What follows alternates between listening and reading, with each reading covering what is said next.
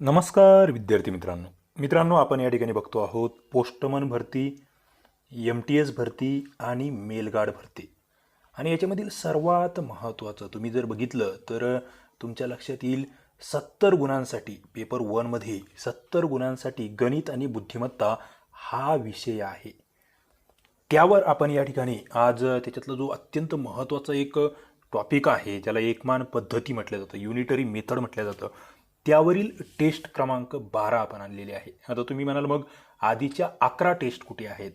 आपले जे कोर्सचे विद्यार्थी आहेत मग त्यामध्ये पोस्टमन भरतीचे असतील, MPSCचे, पोलीस भरती, सरळ सेवेचे, याच्या आधीच्या गणिताच्या टेस्ट नंबर 1 ते 11 या आपल्या ॲप्लिकेशनला जे STI RCP ॲप्लिकेशन आपलं आहे ज्याची लिंक तुम्हाला खाली भेटेल, STI RCP या ॲप्लिकेशनला टेस्ट नंबर 1 ते 11 उपलब्ध आहे.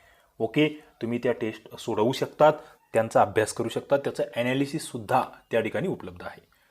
आणि या ठिकाणी नवीन पोस्टमन भरतीचे विद्यार्थी असतील तर ते नक्कीच या कोर्सला जॉईन होऊ शकतात. खाली डिस्क्रिप्शनमध्ये लिंक आहे. खूप सारे रेकॉर्डेड व्हिडिओ असतील, खूप साऱ्या टेस्ट, सगळे ई-बुक्स जे पोस्टमन भरतीसाठी अत्यंत गरजेचे आहेत, पुस्तकं, ती पुस्तकं, त्याच्यानंतर लाईव्ह लेक्चर्स, सगळ्या बाबी आपण या ठिकाणी घेतो आहोत. विद्यार्थ्यांची 100% तयारी आपण पेपर 1 to 3ची करून घेतो आहोत. चला तर आपल्याला आज एकमान पद्धती आणि चलन, कारण की हा चलनही त्याच्याशी निगडीत घटक आहे हे आधी लक्षात घ्या, ती बघायची. याच्यावरील आपल्याला 10 प्रश्न आज सोडवायचे आहे. बघूया तुम्हाला किती उत्तरं येतात. मी तुम्हाला त्या ठिकाणी एकदम सोप्या पद्धतीने काही महत्त्वाच्या शॉर्टकट्ससह या ठिकाणी हे प्रश्न सोडवून दाखवणार आहे. पहिल्या प्रश्नाकडे आपण जाऊया. त्याच्या आधी तुम्ही नवीन असाल कदाचित तर आपलं STI RCP ॲप्लिकेशन ज्याची लिंक डिस्क्रिप्शनमध्ये आहे ते डाउनलोड करा. आपलं टेलिग्राम चॅनल MPSC स्पर्धा विश्व हे तुम्ही त्या ठिकाणी जॉईन करू शकतात. आणि तुम्हाला काही अडचण असेल, काही प्रॉब्लेम असेल तर तुम्ही आपला जो हा व्हॉट्सअप नंबर आहे यावर तुम्ही मेसेज करू शकतात. बघा, पहिल्या प्रश्नावर आपण येतो आहोत. मित्रांनो, पहिला प्रश्न जर या ठिकाणी तुम्ही बघितला तर तुमच्या लक्षात येईल की 12 सेकंदामध्ये काय म्हटलं या ठिकाणी, 12 सेकंदामध्ये एक लाडू बनवून होतो तर अर्ध्या तासामध्ये किती लाडू बनवून होतील? बघा, जी एकमान पद्धती आपण म्हणतो ना त्याच्यामध्ये हेच आहे की इतक्यामध्ये इतकं तर इतक्यात किती, अशा पद्धतीचे प्रश्न आहेत. एकमान पद्धती ही अत्यंत सोपी पद्धती आहे, हे आधी लक्षात घ्या. हे ज्यांना कळालं त्यांच्या मनातील भीती निघून जाईल आणि मग या ठिकाणी तुम्हाला या प्रश्नाचं उत्तर देणं सोपं जाणार आहे. आता या ठिकाणी तुम्ही बघितल्याबरोबर तुमच्या लक्षात आलं पाहिजे की आपल्याला काय करायचं आहे. मित्रांनो, या प्रश्नाकडे बघितल्यानंतर पहिला मुद्दा क्लिअर होतो, तो म्हणजे तुम्हाला या ठिकाणी एककाचं रूपांतर करायचं आहे. काय? एकक रूपांतरित करता आलं पाहिजे. बरेच जणांचा प्रॉब्लेम असा आहे, मी तुम्हाला त्याच्यावर लेक्चर घेतलेला आहे. ओके, लेक्चर घेतलेला आहे की एकक कशी रूपांतरित करायचे. आता या ठिकाणी तुम्हाला सेकंद दिलेले आहे, नंतर तास दिलेला आहे. आता सेकंद आणि तास जे आहे या दोघांमध्ये तुम्हाला रूपांतरण जमलं पाहिजे.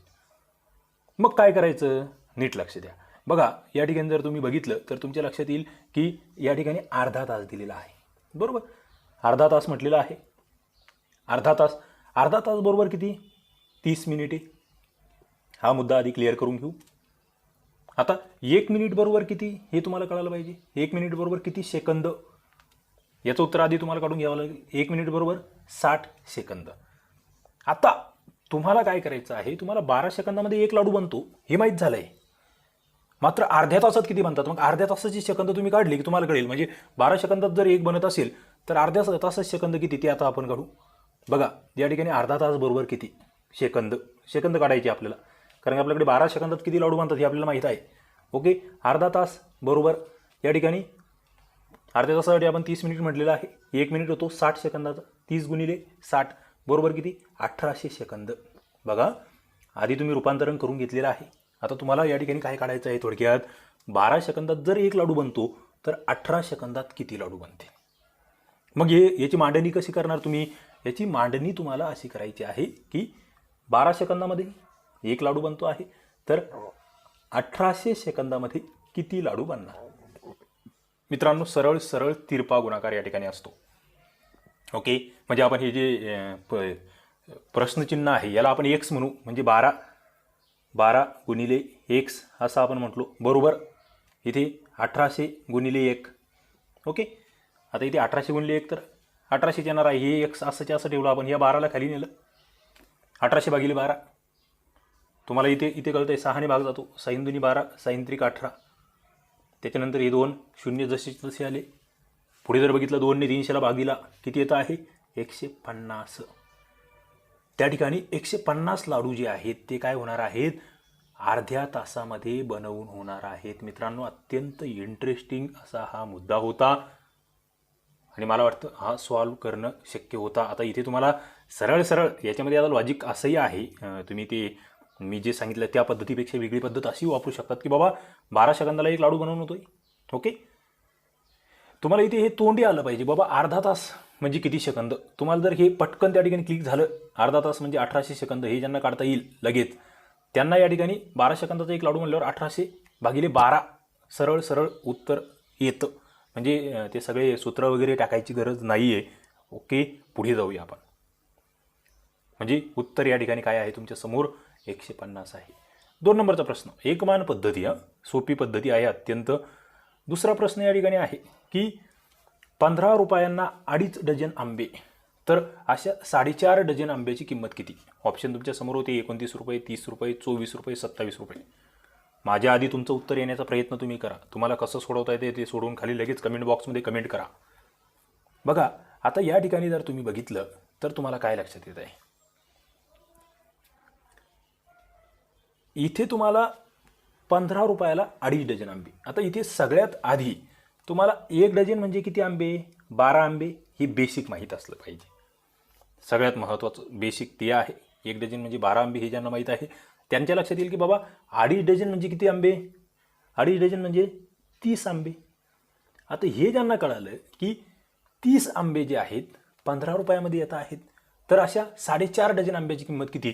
पुढे तुम्हाला काय करावं लागेल, 4.5 डझन म्हणजे किती? मग आता त्या ठिकाणी जर बघितलं तुम्ही 4 डझन, 4 डझन म्हणजे तुमच्या लक्षात येतं 12 चोक 48 अधिक ते अर्धा डझन म्हणजे 6, किती झाले 54. किती, 4.5 डझन म्हणजे 54. आता तुम्हाला इथे काय काढायचं आहे की बाबा 30 आंब्यांसाठी 15 रुपये, तर 54 आंब्यांसाठी किती? बघा, इंटरेस्टिंग प्रश्न आहे, इंटरेस्टिंग मुद्दा आहे. या ठिकाणी तुम्हाला सरळ सरळ आपलं पुन्हा तिरपा जायचं आहे की या ठिकाणी तुमच्या लक्षात येईल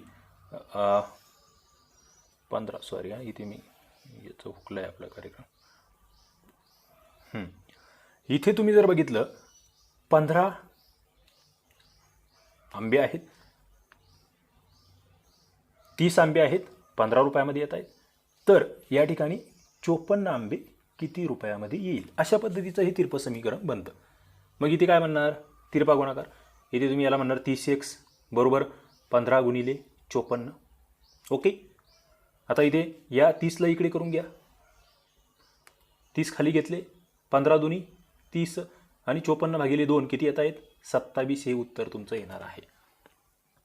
म्हणजे या ठिकाणी अवघड काहीच नाही आहे, तिरपा गुणाकार करायचा आहे. मी सोप्या शब्दात सांगतोय, काय तिरपा गुणाकार इथे जमला पाहिजे. ज्यांना तिरपा गुणाकार जमेल त्यांना उत्तर आलं म्हणून समजा. मित्रांनो, आपण पुढच्या प्रश्नाकडे वळतो आहोत. सगळ्यात आधी एक लक्षात घ्या, मी या ठिकाणी 10 वेगवेगळ्या टाईपचे प्रश्न घेतलेले आहेत एकमान पद्धतीवरील. शेवटपर्यंत हे लेक्चर बघा, तुम्हाला एकमान पद्धतीचं तुमच्या मनामध्ये एक असं परफेक्शन येऊन जाईल की नेमकं मला काय वाचायचं आहे, मला काय कोणते गणितं सोडवायचे आहेत. ओके, आणि आपण थोडंसं सुरुवातीला सोपे नंतर अवघड गणितं अशा पद्धतीने जाणार आहोत. चला, तुमच्या समोर प्रश्न आहेत. किती जणांना माझ्या आधी जमतंय बघूया. गोव्याला गेले जे 25 लोक आहे यांचा एकूण खर्च 7575 आहे, 7575. तर प्रत्येक व्यक्तीचा खर्च किती येईल? मित्रांनो, एकमान पद्धतीवरील इतकं सोपं गणित दुसरं कोणतंच नसणार आहे. ओके, तुम्हाला लगेच लक्षात येईल की करायचं काय आहे आम्हाला करायचं काय आहे हे तुमच्या लगेच लक्षात येईल. आता यातला एकमान पद्धतीमध्ये मांडणी करायची झाल्यावरती गोष्ट वेगळी.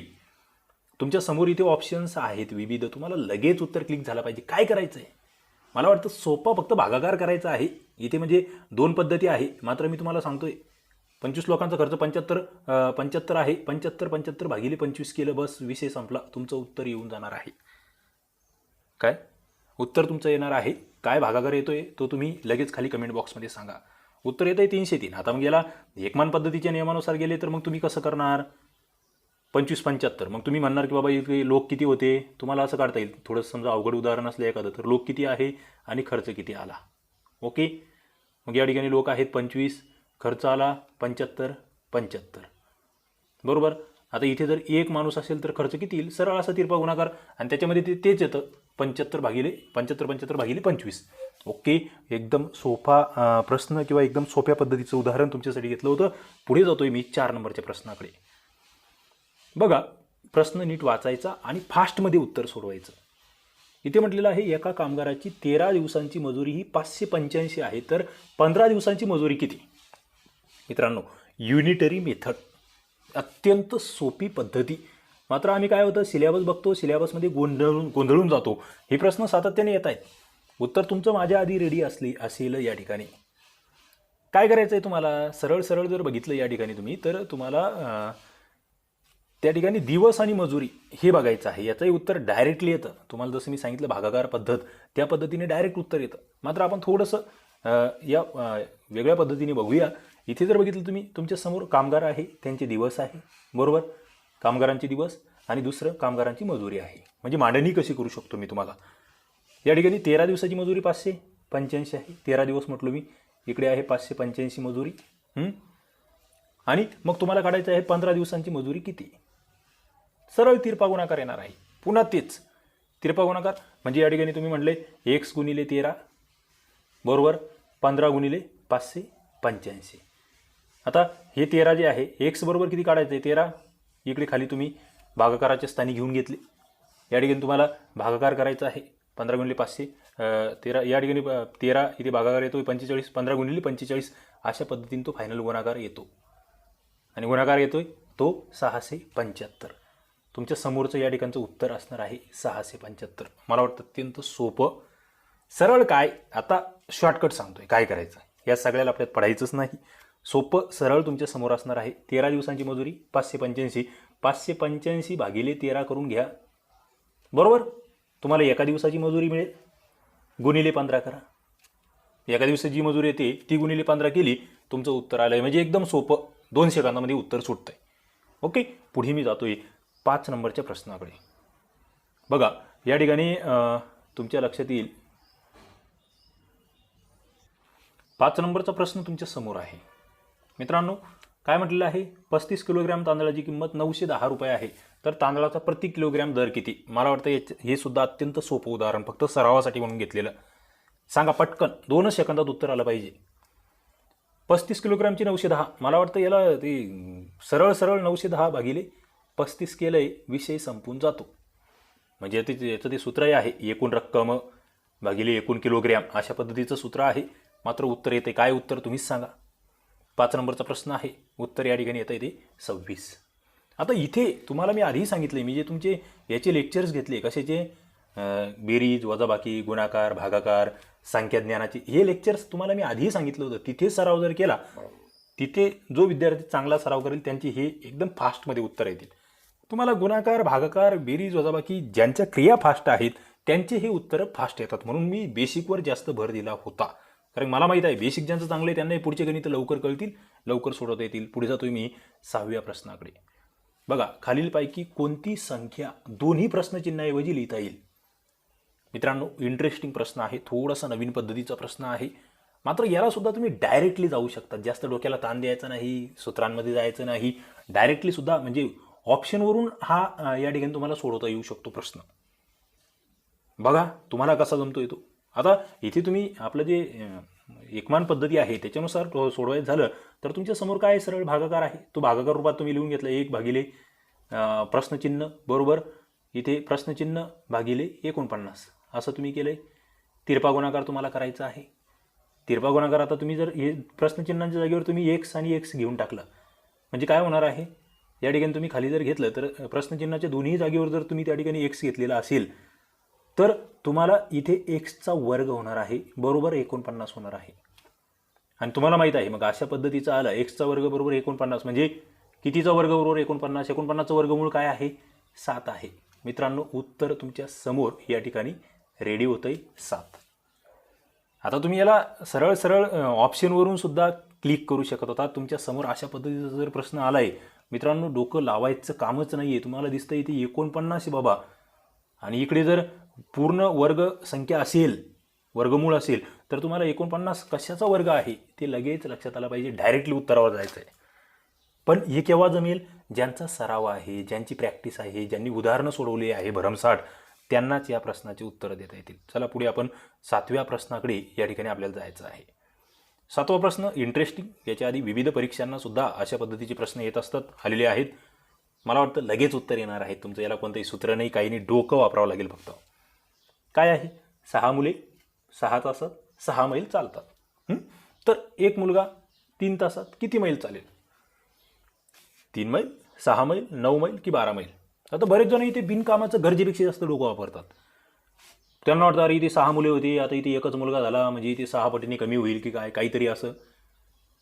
मित्रांनो, या ठिकाणी मैल तुम्हाला काढायचं आहे. तास तुमच्याकडे इथे 6 होते, इथे तास 3 झालेले आहेत. फक्त तासामध्ये फरक पडला आहे आणि तोच मॅटर करतो. इथे डोकं लावू नये. इथे काही म्हणजे प्रति मैल प्रति तास जर बघितलं तुम्ही तर काय 6 तासात 6 मैल चालतोय म्हणजे एका तासामध्ये किती मैल चालतोय? 1 मैल. तुम्हाला सरळ काढायचं, एक मुलगा 3 तासात किती चालेल? एका तासात जर 1 मैल तर 3 तासात किती मैल?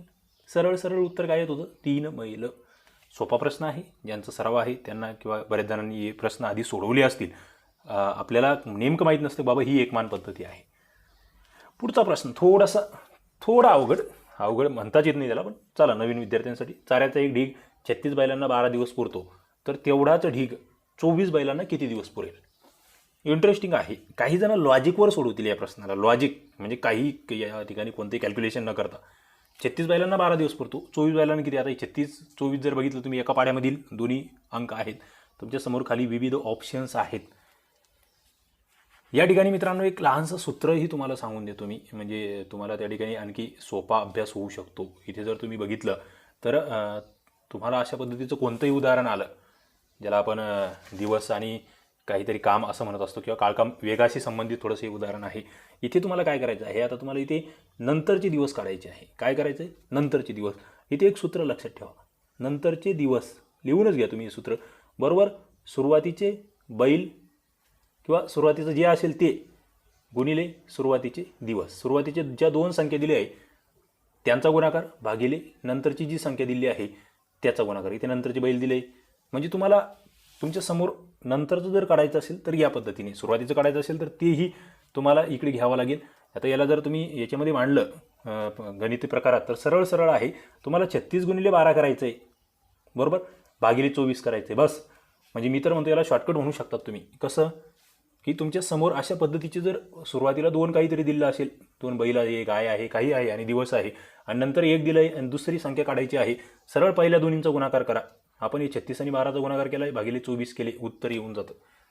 आता इथे जर बघितलं तुम्ही 12 दोन्ही 24 तुम्हाला दिसतंय आणि 2 भागिले 36 किती येत आहेत? 18 येणार आहेत. 36 भागिले 2. तर अशा पद्धतीचं या ठिकाणी 3 नंबरचं उत्तर तुमचं निघतं आहे. ओके, सोपे प्रश्न आहेत, थोडंसं सरावाची गरज आहे, दुसरं काही नाही. आणि हे खूप वेगवेगळ्या पद्धतीने सोडवल्या जाऊ शकतात उदाहरणं. मला जे वाटतंय ते मी 2-2 पद्धती तुम्हाला सांगतो आहे. पुढे जातोय मी. 9 नंबरचा प्रश्न बघा, त्याच पद्धतीचा आहे. मला वाटतं इथे सुद्धा जास्त डोकं लावायची गरज नाही आहे. उत्तर तुमचं माझ्या आधी रेडी असणार आहे. 22 माणसं 16 दिवसामध्ये एक विहीर खणतात, 32 माणसं तीच विहीर किती दिवसात खोदतील? मला वाटतं तुम्ही लगेच काढणार आहात. 22 गुणिले 16. आता अशा पद्धतीचं कोणतंही उदाहरण आलं की तुम्हाला अवघड जाणारच नाही. आता इथं भागाकार तुम्हाला लवकर जमला पाहिजे, गुणाकार लवकर जमला पाहिजे, ते क्रिया महत्त्वाची आहे. तुम्हाला मी आधी सांगितलं, बेरीज वजाबाकी गुणाकार भागाकार ज्यांना फास्ट जमणार त्यांचं उत्तर फास्ट येणार. 16 दुनी 32, 22 भागिले 2 किती येत आहेत? आहे का? 22 भागिले 2 किती? 11. आहे का ऑप्शनमध्ये? नाही. उत्तर काय येईल? यापैकी नाही. मित्रांनो, कॅल्क्युलेशन पाहिजे, फास्ट स्पीड पाहिजे, त्याला अर्थ आहे. हे उत्तर सगळ्यांनाच जमणार आहे ज्यांनी अभ्यास केला आहे त्यांना. मात्र स्पीडमध्ये कोण सोडवतो? कारण की तुम्हाला 70 गणित बुद्धिमत्तेचे प्रश्न सोडवायचे आहे. मी सांगतो 50% विद्यार्थी आहेत ज्यांना वेळच पुरणार नाही आहे परीक्षेमध्ये. पोस्टमन MTS भरतीच्या परीक्षेमध्ये त्यांना वेळ पुरणार नाही आहे एवढी गणितं सोडवायला, हे आधी लक्षात घ्या. त्याच्यामुळे इथे ज्यांच्याकडे स्पीड आहे ते टिकणार. फक्त बुद्धिमत्तेचे प्रश्न अजून आपल्याला घ्यायचे, तुम्हाला कळेल किती वेळ खाऊ ते असू शकतात.